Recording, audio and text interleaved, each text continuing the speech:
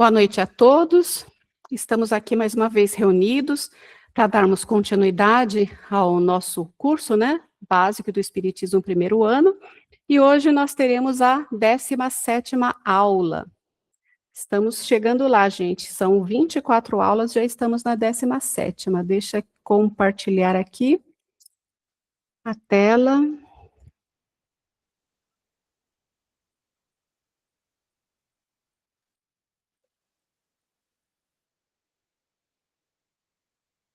Muito bem. Está aparecendo para vocês direitinho aí, né?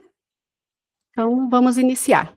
Nessa nossa 17ª aula, nós temos na parte A influência do organismo, na parte B, idiotismo e loucura, na parte C, suicídio e loucura.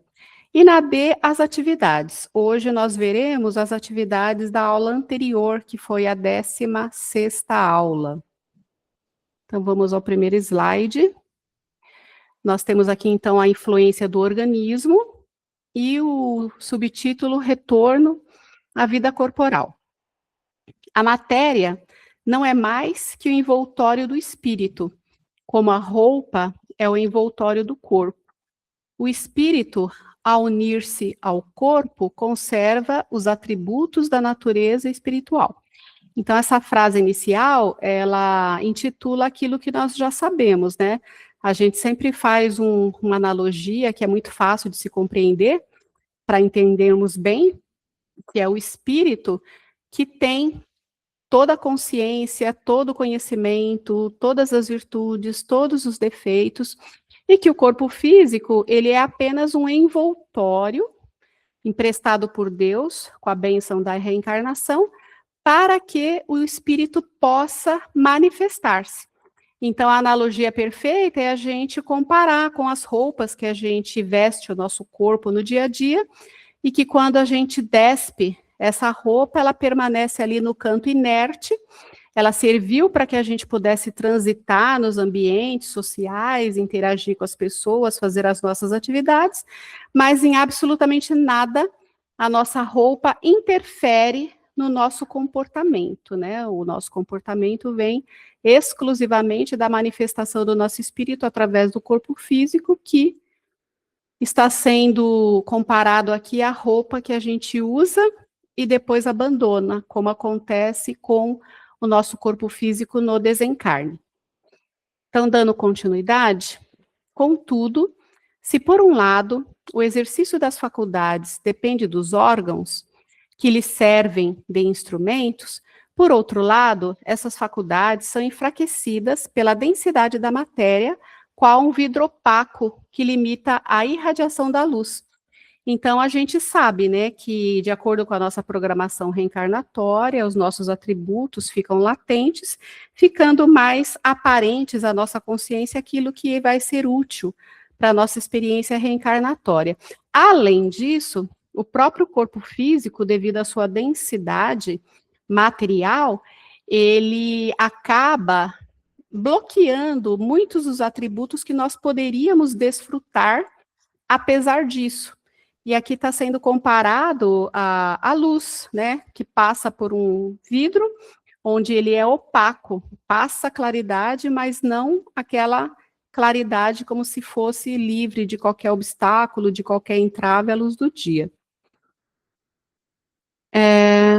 Isso é uma comparação com relação ao corpo físico, e também está falando a respeito dos nossos órgãos, porque como o nosso corpo físico serve para a manifestação do espírito nessa reencarnação, o espírito se serve dos nossos órgãos. Então, quanto mais perfeitos forem, quanto mais cuidarmos do nosso corpo físico, melhor a manifestação do nosso espírito no mundo, porque senão ele terá um corpo com alguns aspectos não tão condizentes com as manifestações que ele poderia exercer.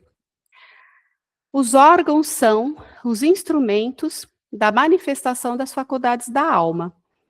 Essa manifestação está subordinada ao desenvolvimento e ao grau de perfeição dos respectivos órgãos, como a excelência de um trabalho, a excelência da ferramenta.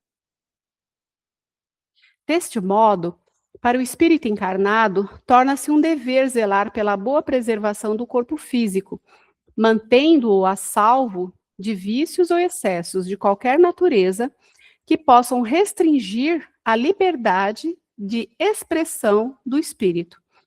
Por outro lado, importa considerar que não há necessariamente uma relação entre o desenvolvimento dos órgãos cerebrais e os das faculdades morais e intelectuais, pois não são os órgãos que lhe dão as faculdades, mas as faculdades que impulsionam o desenvolvimento dos órgãos. Se as faculdades tivessem os seus princípios nos órgãos, o homem seria uma máquina sem livre-arbítrio e sem a responsabilidade de seus atos. Efetivamente, a diversidade de aptidões entre os homens decorre das qualidades do espírito, e assim que os gênios, sábios e artistas não o são, porque o acaso lhes deu órgãos especiais, mas devido às conquistas do espírito. Não se pode, porém, deixar de levar em conta a influência do organismo, que pode entravar mais ou menos o exercício das faculdades do espírito.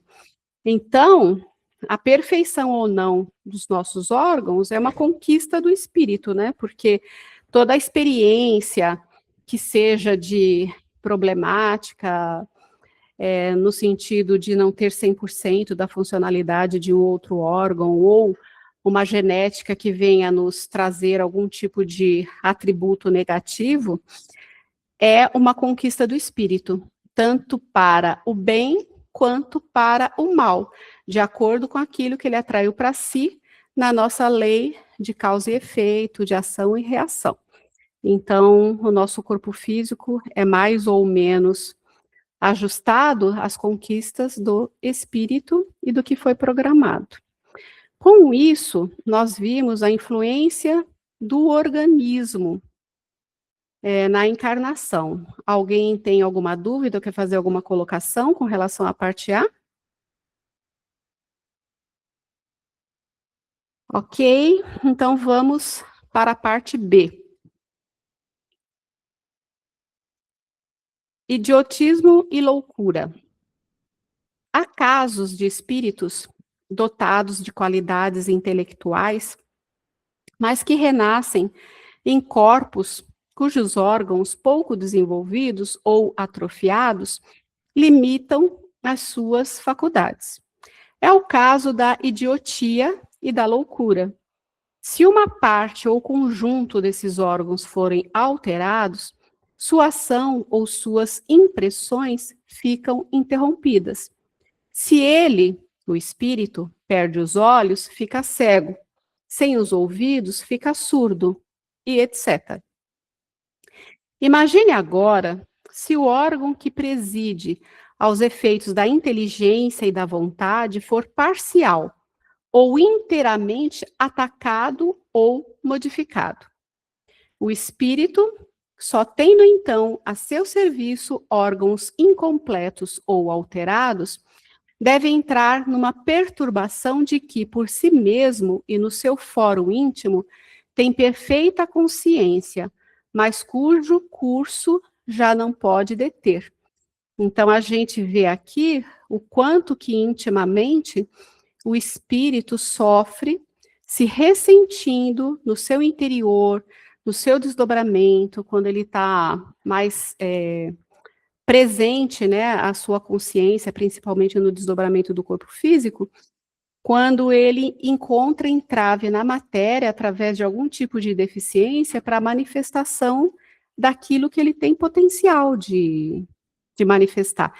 Então, vejam que é uma expiação importante. São esses os casos tanto de idiotia como de loucura, classificados pela medicina como anomalias patogênicas do cérebro, podendo ter como causa orgânica o traumatismo craniano, meningite, entre outros. No caso de idiotia, existe uma inibição do cérebro, causada por lesões ou estímulos acima da sua capacidade de absorção. Porém, de acordo com a doutrina espírita, deve-se esclarecer que as causas, tanto da idiotia quanto da loucura, vão além das questões meramente físicas e patológicas. São, por princípio, o reflexo da lei de causa e efeito, que é o que citamos agora há pouco. Portadores de tais anomalias, esses espíritos são aqueles que se comprometeram moralmente em vidas pretéritas e que agora sofrem as consequências de seus desvios, por absoluta impossibilidade de se manifestarem através de seus órgãos mal formados. No entanto, esses espíritos são frequentemente mais inteligentes do que podemos imaginar. A superioridade moral não está sempre na razão da superioridade intelectual, e os maiores gênios podem ter muito a espiar. Daí resulta frequentemente, para eles, uma existência inferior às que já tenham vivido, que é uma causa de sofrimento.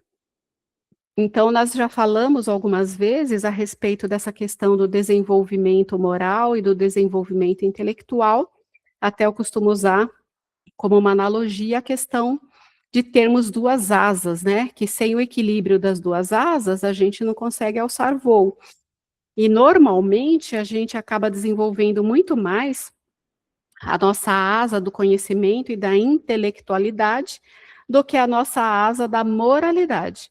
É por isso que a justiça divina e a inteligência divina coloca os atributos em stand-by, né, latentes, para que a gente possa, em determinada encarnação, forçosamente, entre aspas, desenvolver mais o lado moral do que o lado intelectual, que já está muito mais desenvolvido e que, até o momento, não foi um motivo assim para que se desenvolvesse também o lado da moralidade.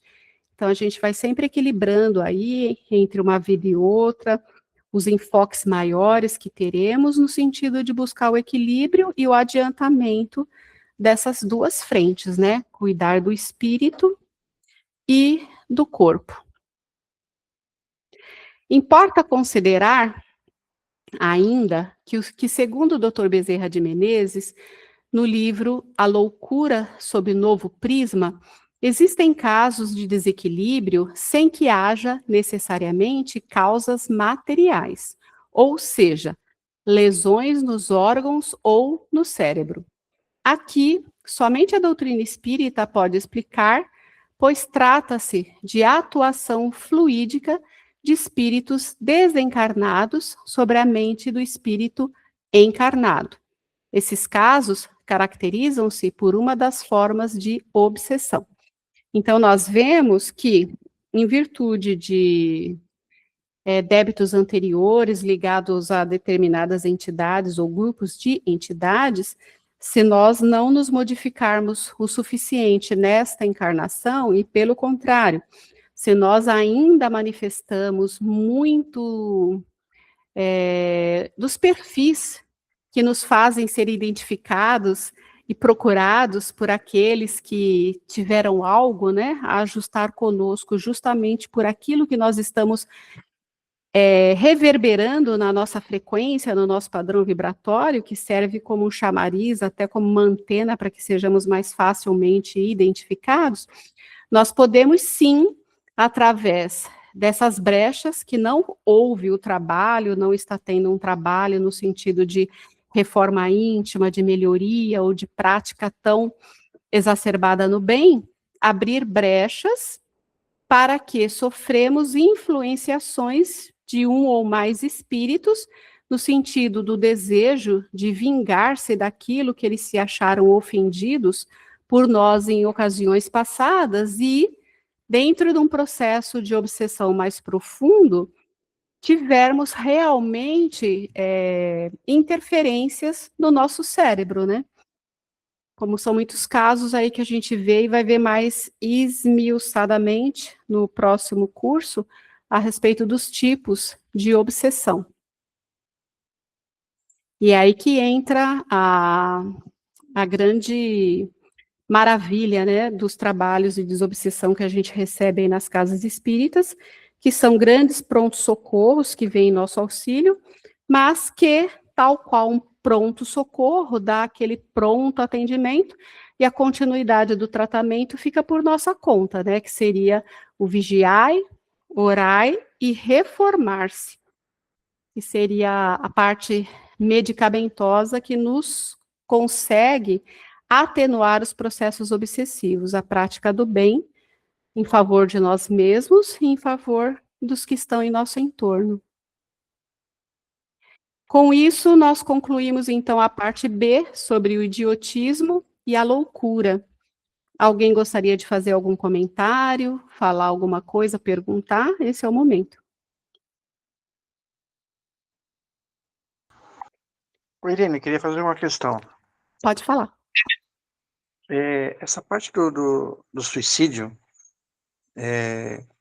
quando o encarnado ele tem essa perspectiva, essa tendência, possivelmente ele já trouxe isso de alguma encarnação ou não? Não necessariamente. Sim, essa parte do suicídio, a gente vai estar falando aqui na parte C, mas não tem problema a gente estar antecipando alguma coisa.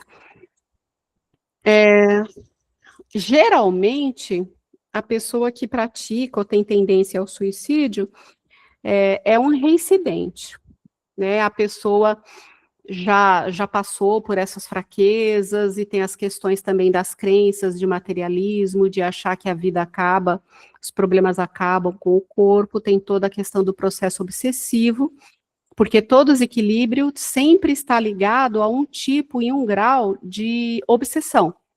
E, via de regra, quando a pessoa chega ao suicídio ou à tentativa dele, mesmo que seja uma primeira vez, nunca está desacompanhado de um grande processo obsessivo, porque é justamente uma pessoa que tem uma sensibilidade, que consegue captar mais facilmente a interferência do plano espiritual e está entre um processo obsessivo mais próximo, justamente por conta do seu desequilíbrio, porque a tendência ao suicídio nunca vem desacompanhado de outros tipos de problema que a pessoa deveria provavelmente estar trabalhando ou vencendo nessa experiência reencarnatória.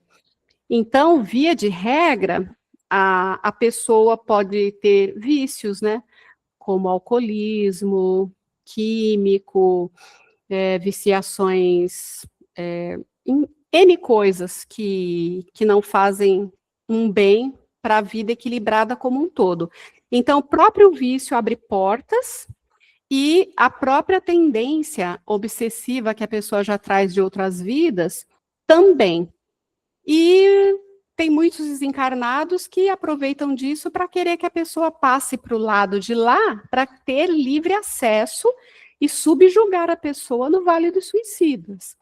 Então, é uma questão assim muito complexa, que vem com tendências assim de desequilíbrio também psicológicos, né? Pessoas que têm tendência à depressão, principalmente, que a depressão nada mais é do que também uma culpa muito grande interna que a pessoa sente. Tem gente que tem uma vida aparentemente boa, equilibrada, pode ter desejo de manifestação de um outro vício que trouxe latente, mas que em outras vidas já depurou bastante, então consegue seguir uma norma dentro de uma moralidade, até porque no próprio plano reencarnatório se encaminha para aquela família que vai ter ou não uma maior rigidez na educação, nos acessos, tudo no sentido de favorecer o espírito, mesmo quando aparentemente é um malefício perante a sociedade. Então, tudo é muito bem planejado. Mas aí, essa pessoa sempre tem um semblante triste, tem um olhar triste, está sempre cabisbaixo, e com comportamentos depressivos, e mais as coisas que a gente vê na atualidade do mundo com relação à mídia, aos filhos do quarto, né? E a todas essas coisas, mas é a essência dela que traz esse peso, que traz essa tristeza, que traz essa consciência pesada, da qual ela não tem uma coerência na lembrança que pudesse determinar as causas. As respostas a gente vai encontrar em outras vidas.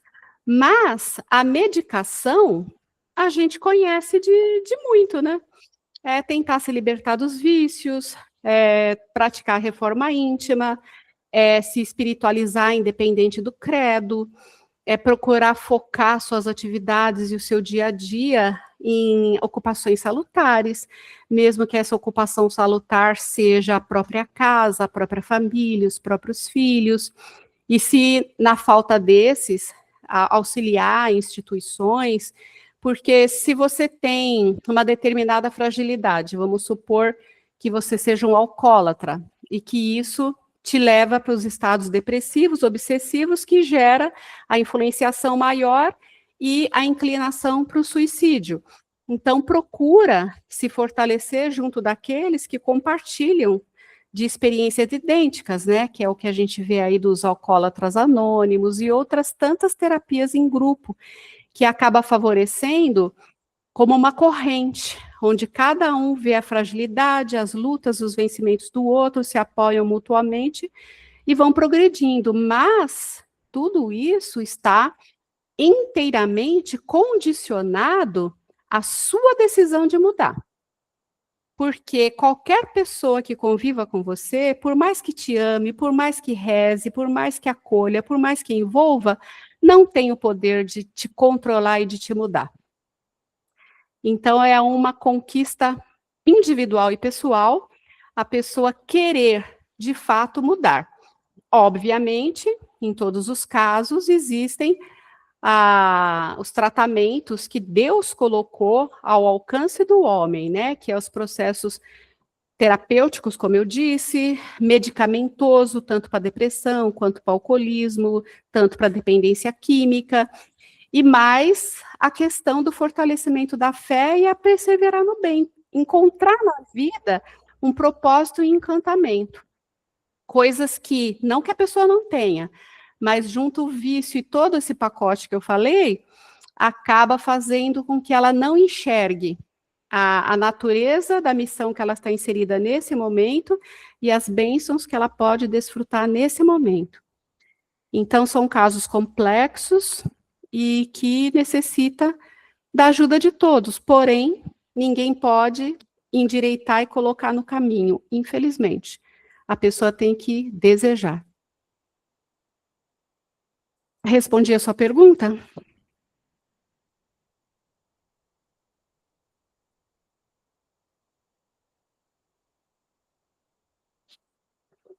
Ok, então, vamos lá. Parte C. Suicídio e loucura. E ele, no caso Judas, atirando para o templo as moedas de prata, retirou-se e foi enforcar-se, perdoe. O suicídio e a loucura apresentam dois graves problemas que assolam a humanidade. O suicídio é um atentado contra as leis divinas, pois significa a fuga das responsabilidades e dos encargos da vida. É uma forma de deserção dos compromissos assumidos antes da encarnação, tendo como consequência a anulação de uma existência, fato que, inapelavelmente, demandará um novo recomeço no futuro.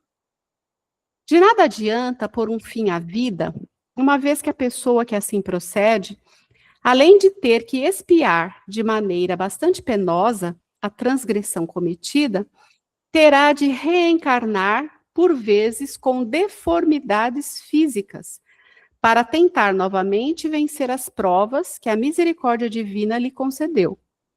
A incredulidade, a simples dúvida quanto ao futuro, as ideias materialistas, em uma palavra, são os maiores incentivadores do suicídio. Eles produzem a frouxidão moral.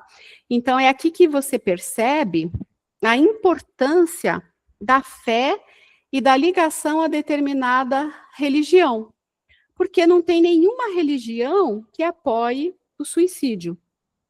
Muito embora eu acredite que a doutrina espírita é a que mais escancara as portas daquilo que você vai enfrentar, passando para o lado de lá. Eu não sei se vocês tiveram a oportunidade de ler, mas tem um livro que se chama Memórias de um Suicida, e retrata a vida de uma pessoa que passou pelas portas do suicídio e está bem detalhado todos os sofrimentos que ela teve no Vale dos Suicidas. Então, eu quero crer que uma pessoa que consiga se interessar por esse tipo de leitura, tendo uma tendência ao suicídio, ela vai se acovardar, porque é realmente uma falta muito grande, um sofrimento intenso, muito grande, durante praticamente todo o período que você deveria permanecer no mundo. Então, você imagina que se você veio com uma programação para viver 90 anos, 80 anos, e aos 20, você comete o suicídio. Toda essa diferença dos 20 aos 80, aos 90, você estará no Vale dos Suicidas, esvaziando, digamos assim, o seu fluido vital, que também vai ser vampirizado por todos aqueles que te assediarem em vida, querendo esse fluido. E a pessoa entra, o espírito, no caso, em um estado de loucura, porque além do ambiente fétido, da sujeira, da obsessão no entorno, que fica assim aquele aspecto infernal mesmo, o desequilíbrio do ato supremo, ele fica se repetindo incessantemente. Então, por exemplo, se você partiu da vida com um tiro, que seja na cabeça, né? Porque normalmente as pessoas vão se suicidar, vai dar um tiro na cabeça, vai enfiar o revólver na boca, alguma coisa assim. Então, aquele momento supremo fica se repetindo. Você repete o ato, revive aquilo indiscriminadamente. Então, é um tormento muito grande.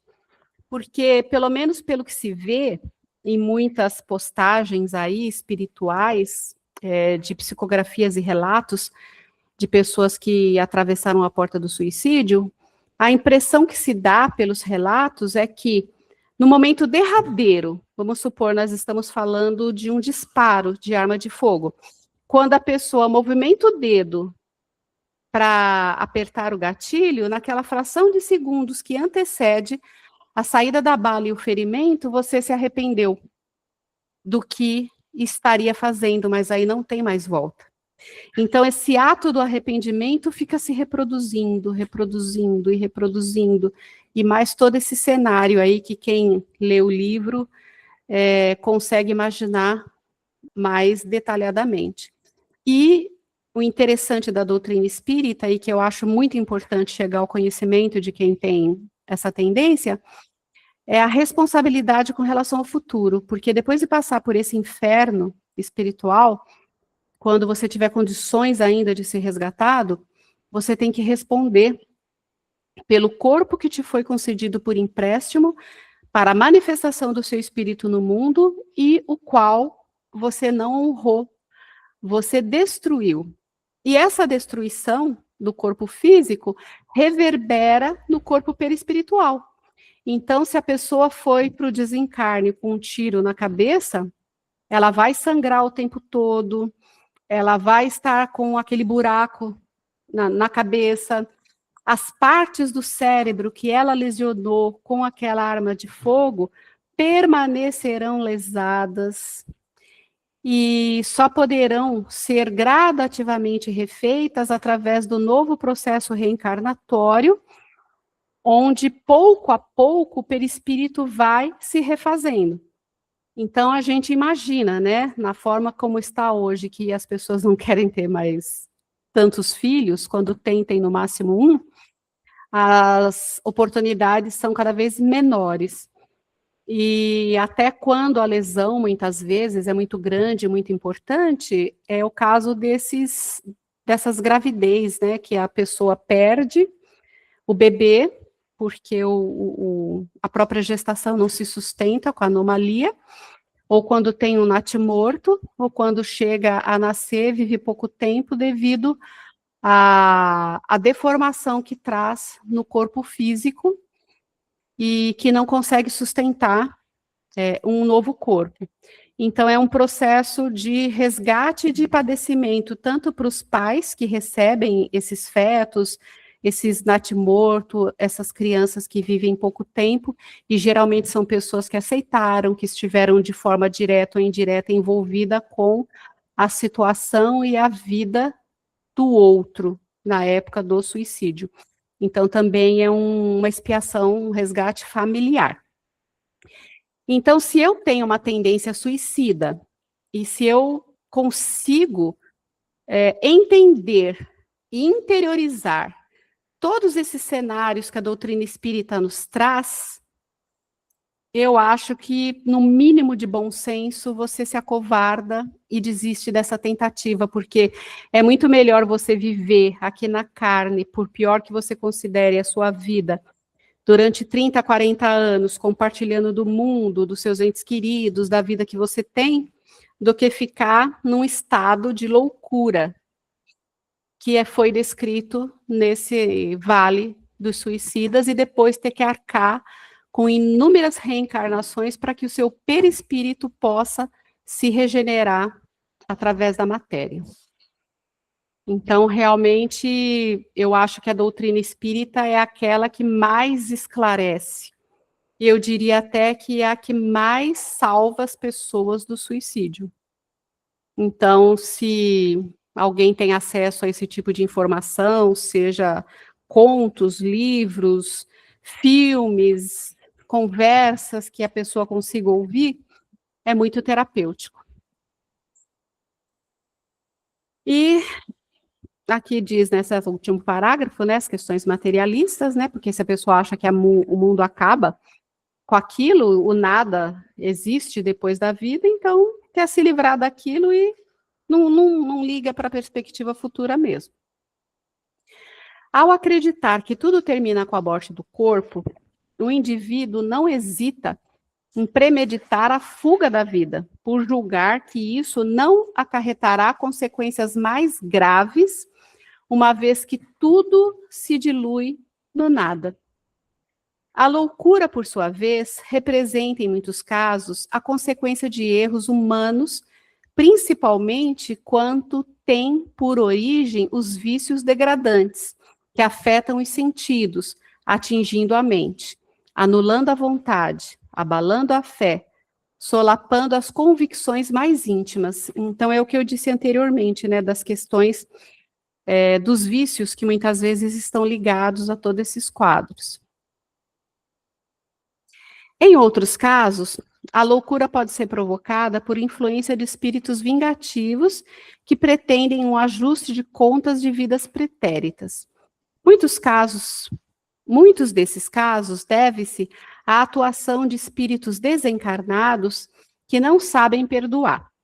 O suicídio, assim como a loucura, pode ter como causa ainda o uso desenfreado do álcool, o que conduz à insensatez e inconsciência das atitudes.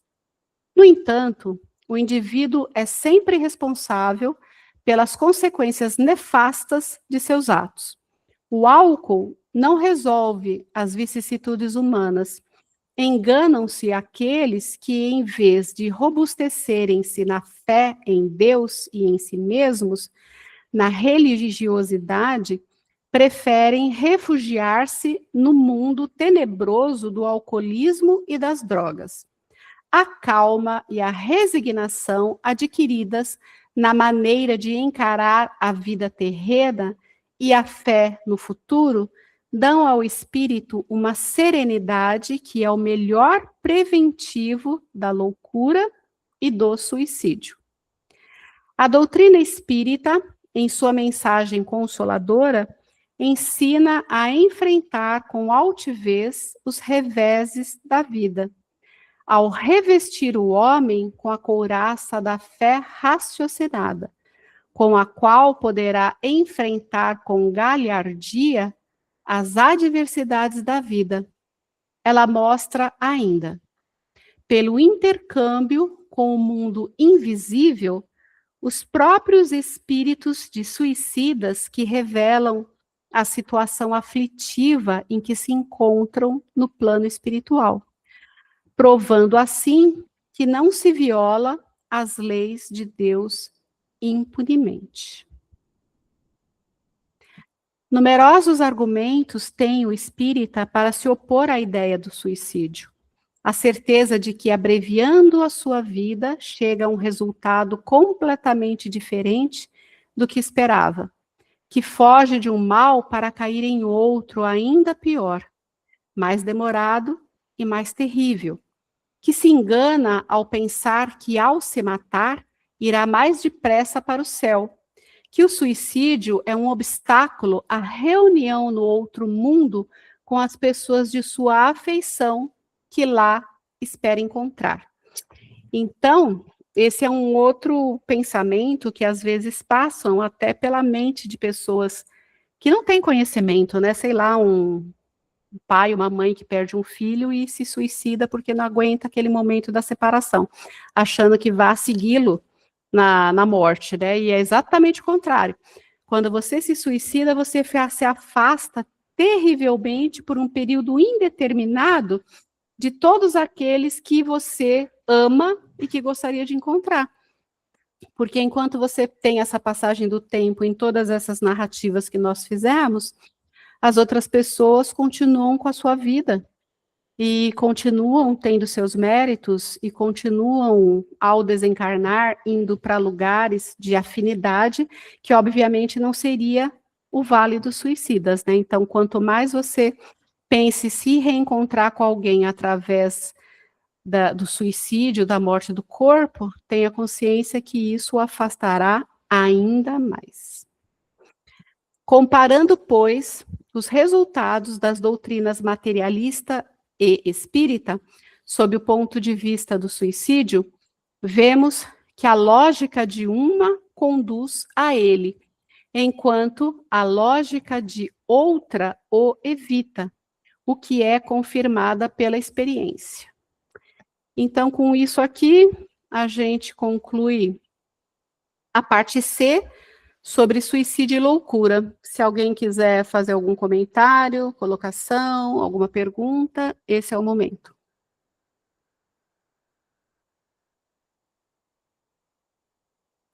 Muito bem. Então, nós temos aqui a parte D da aula 17, que é o que nós veremos na próxima semana, com a graça de Deus. E vou parar aqui o compartilhamento, para a gente poder retornar para a parte das questões, né, que é da aula 16. Dos presentes aqui, quem fez o questionário da aula 16? A Silvinha e o Robson, muito bem. Então, vamos lá entre nós três, né? Tem alguma restrição de pergunta, Silvinha, ou pode ser qualquer uma? Hoje pode ser qualquer uma, fiz todas. Parabéns! Também pediu as perguntinhas mais cedo, né, amor? Então, vamos lá. Você pode fazer a primeira questão, Silvia? Posso. Os espíritos sabem em que momento se dará o retorno ao plano material? Não. O momento depende de leis divinas e das condições individuais do espírito, não sendo previsível por eles. Uhum, perfeito. Eles realmente não sabem, mas eles vão pressentindo com o passar do tempo a proximidade por conta da necessidade, né? Então, é como quando a gente aqui encarnado, a gente sabe que vai morrer um dia. A época que a gente pode até pressentir que já está velhinho, ou que está com algum tipo de deficiência, que a morte pode estar próxima, mas você nunca sabe quando. A questão 2, Robson, por favor. Sim. O espírito pode escolher o gênero de prova pelo qual terá que passar? Não. O gênero é determinado pelas necessidades de evolução do espírito, pelas leis de causa e efeito e pelas características do meio. Uhum. Bom, na nossa aula, tá mais ou menos um pouquinho diferente. Ele está dizendo que o espírito pode até escolher o gênero, né? Que é, por exemplo, riqueza, pobreza, determinado corpo físico, e o meio onde poderá progredir. Óbvio que tudo isso está condicionado ao estágio de evolução do espírito, o quanto que ele pode ou não participar disso. Agora, os detalhes, os pormenores, né, que é aquela questão que a gente já viu em outras aulas, que diz a respeito de fatalidade, de determinismo, de destino, esses eventos, assim, específicos, ou uma doença exata, um acidente, coisas que não têm predestinação, mas que são consequências das circunstâncias, das ações, do livre-arbítrio, das escolhas que você vai fazendo no dia a dia, aí ele realmente não tem como colaborar nem prescindir naquele momento, porque é algo que vai sendo desenvolvido durante a própria experiência reencarnatória. Então, se o espírito tiver, de fato, uma elevação que permita o discernimento de auxiliar nesse processo reencarnatório, o que ele pode fazer é escolher o gênero das provas, né? Se você tem que encarar mais uma riqueza, ou uma pobreza, ou um determinado corpo físico, seja com uma ou outra limitação e coisas do gênero. Eu vou fazer a 3. Quando começa e quando se completa a união da alma com o corpo? A união da alma ao corpo começa na concepção, mas não se completa senão no instante do nascimento.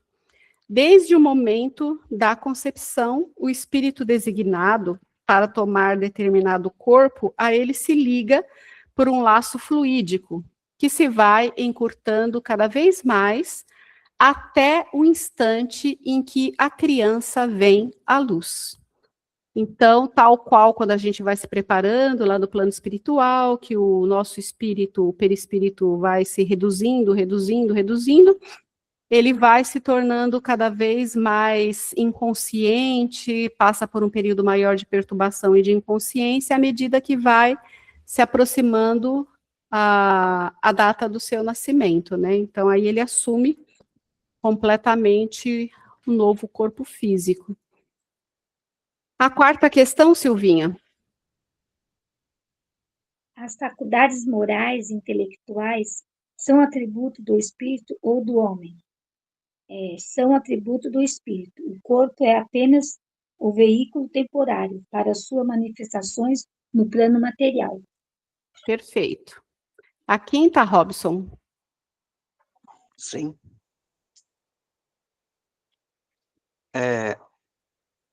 Muitas pessoas acreditam que as faculdades morais e intelectuais são resultantes da encarnação em seu corpo de vários espíritos. Explique. Eu acho que essa crença é equivocada. As faculdades são inerentes ao espírito, que as desenvolve ao longo de múltiplas encarnações. O corpo é o instrumento de manifestação, não o produtor delas. Perfeito. Um único espírito que habita vários corpos em diferentes reencarnações, e não o contrário, né? Sem a qual o homem perderia a sua individualidade, o seu livre-arbítrio, se houvessem vários espíritos reencarnando no mesmo corpo. A questão 6 eu faço. Espíritos inteligentes, quando encarnados, são necessariamente mais evoluídos e, portanto, propensos à prática do bem? Não, pois existem pessoas inteligentes, mas profundamente viciosas. Tal explicação deve-se ao fato de que o espírito encarnado não é bastante puro, e o homem cede à influência de espíritos ainda piores. O espírito caminha sempre numa marcha ascendente, contudo, seu processo evolutivo não corre simultaneamente em todos os sentidos, que é aquela analogia das asas que eu comentei com vocês. A 7ª, Silvinha. O adultério, nos moldes como foi expiado por Jesus Cristo, deve ser entendido no sentido exclusivo dessa palavra ou tem um sentido moral mais amplo? Eu pus assim. Tem sentido mais amplo, além da relação sexual, extraconjugal, inclui toda forma de deslealdade emocional, mental ou espiritual, que viola os laços de confiança e respeito da união. Certo. E também tem a pegada espiritual como um todo, que Jesus fez uma ampliação, uma analogia com relação a me fugiu a palavra, no sentido de quebra de compromisso, né? Jesus expandiu a definição bíblica, internalizando-a e conectando-a à integridade do coração e à fidelidade da aliança com Deus, mas demonstra que a expiação oferece misericórdia e possibilidade de mudança, condenando o julgamento hipócrita e focando na conversão. Tanto é que ele disse para a mulher da passagem da Bíblia, né? Vá e não peques mais. A 8ª, Robson. Sim, 8ª. A quem se estende o conceito de adultério? Estende-se a todas as uniões baseadas em compromissos de fidelidade, casamento religioso, civil, ou união estável consensual, pois o princípio fundamental é a lealdade ao acordo estabelecido. Uhum. Você fez aí uma resposta bem embasada no compromisso matrimonial em si.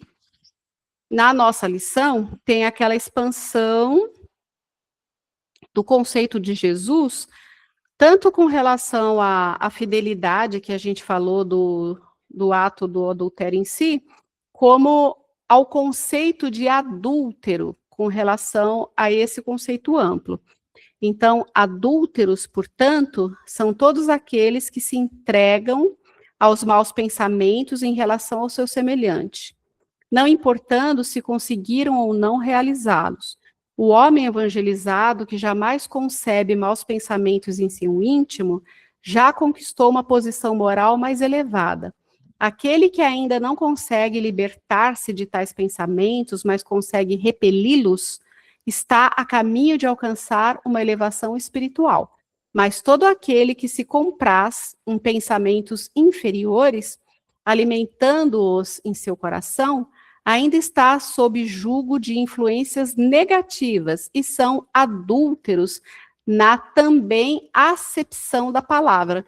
Então, quando Jesus ampliou o sentido de adultério, ele ampliou também o sentido de adúltero, né?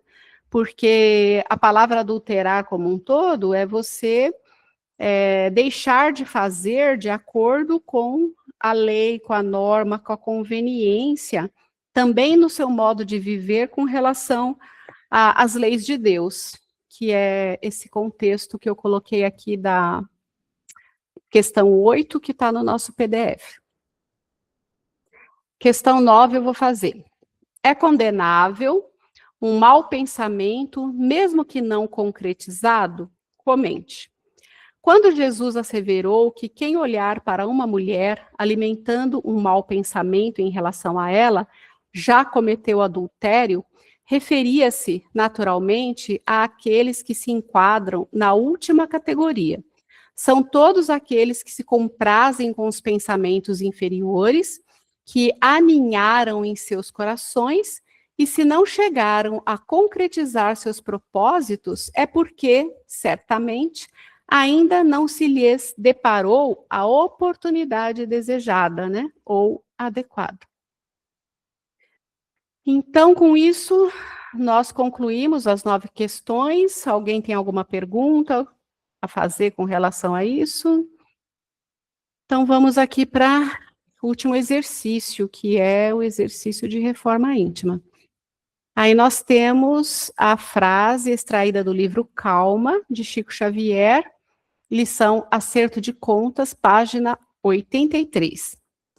Em qualquer acerto de contas, medita na extensão das nossas dívidas para com Deus e acerena-te na certeza de que, acima de todos os conflitos, a paciência vale mais. Então, essa questão aqui, ela faz com que a gente possamos refletir a respeito da nossa postura nos conflitos, no acerto de contas, de qualquer natureza, né? Porque no nosso dia a dia, na nossa vida, nós temos muitas contendas, seja de opiniões, de relacionamentos, de ponto de vista, muitas vezes de competitividade no ambiente de trabalho, de competitividade pessoal, onde a pessoa que inveja no sentido de ter uma admiração negativa, não querendo, não tentando reproduzir, se melhorar, no sentido de buscar, né, fazer algo semelhante ao resultado daquele a qual ela, ao invés de simplesmente admirar, ela inveja no sentido pejorativo por não ter